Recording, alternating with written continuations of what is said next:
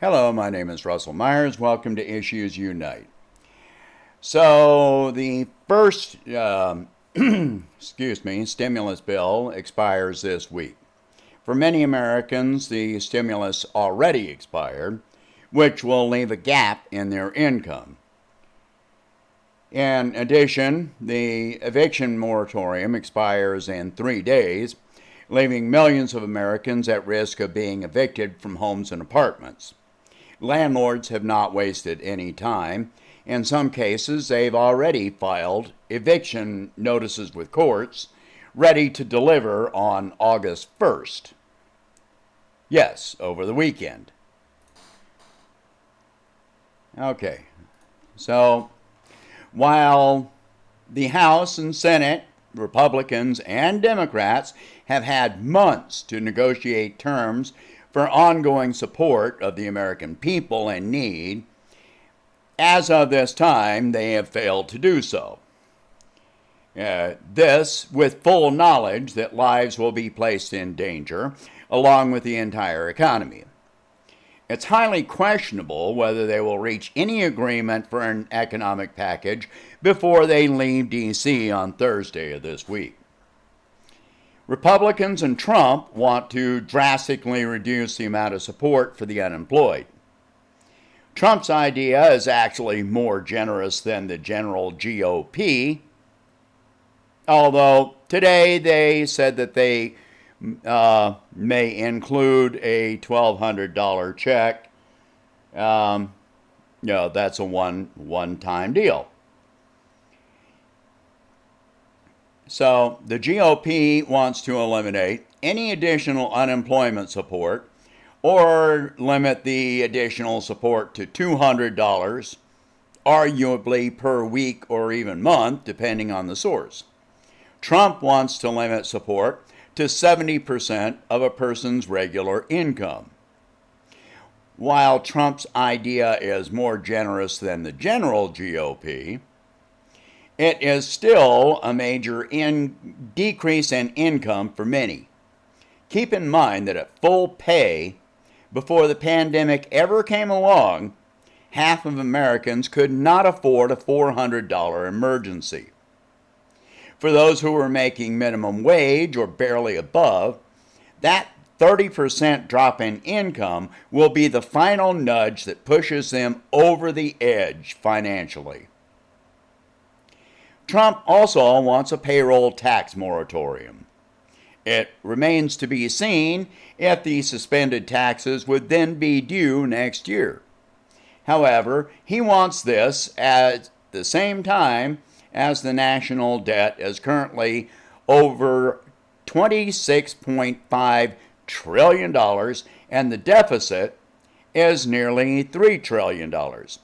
So we can consider this country effectively $30 trillion in debt.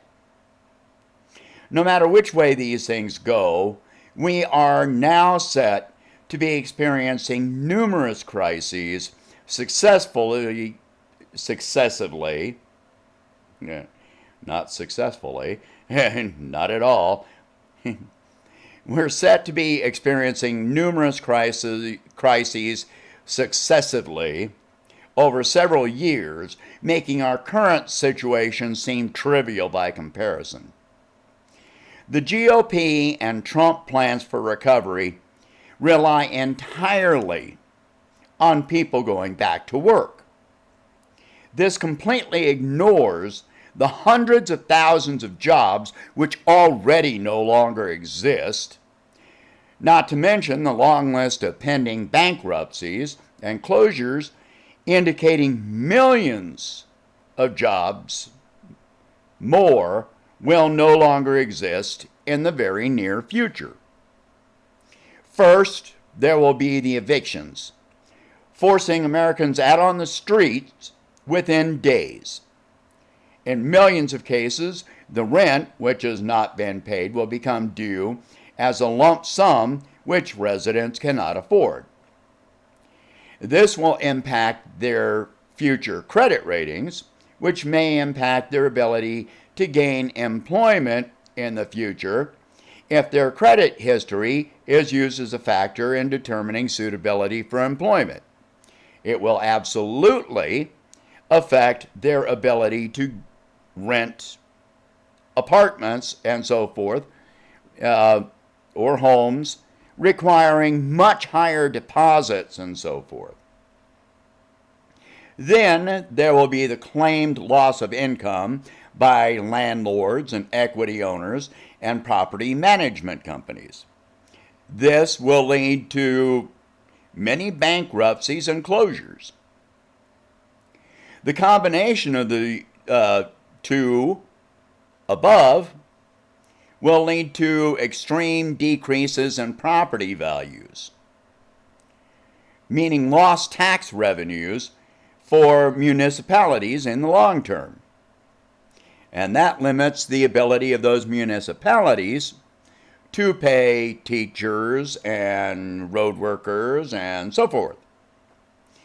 Decreased incomes will lead to an historic drop in consumer spending, leading to more business failures, closures, and bankruptcies. All of the lost revenues will lead to bank stresses, which will probably lead to bank failures.